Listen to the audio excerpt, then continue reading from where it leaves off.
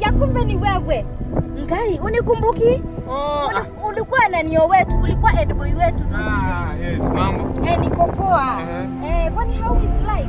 Iko sawa, mimi nilikuwa natafuta Osi hapa karibu. Ngai, na nimemiss. Unajua nimemiss zile advice ulikuwa unatupea. Hakuna shida. Kuna mahali ulikuwa unaenda? Nilikuwa naenda huko mbele alafu nikakuona nikasema you look familiar. Let me say I. Sawa, si unionyeshe penye Osi iko, alafu wacha nikupe tu lift. Sawa?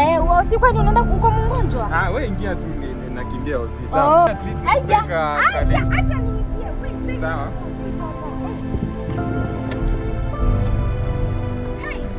So na uko na kangalika nzuri. Thanks. Ni God, ni mambo ya Mungu. So umesema sasa nilikuwa naenda wapi? Mimi imeshanichosha. Ona venye sasa naosha vyombo. Nimechoka. Zikae na huko. Acha nikalale.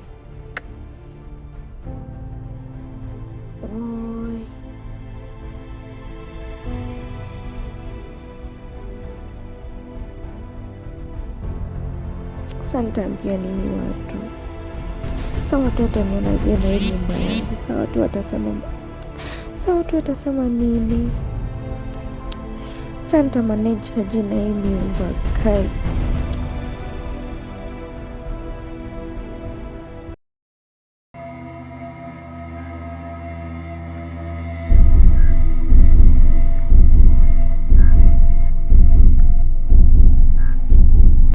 Lakini dadi si ndio mwambie Charlie tu tumefikishana hapo. Ando mwambie hakuna chakula usiku. Nika tu pale ndo mwambie. Charlie tini takungonganisha tu. Ando mwambie babako.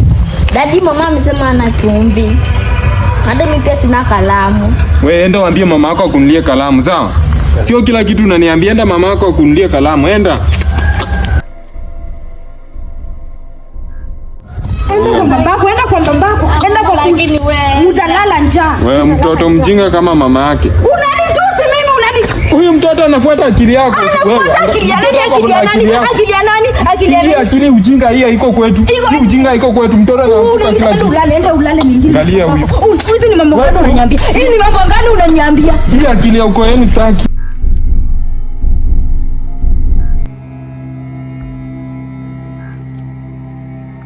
Mimi ndani ati nimeota nini?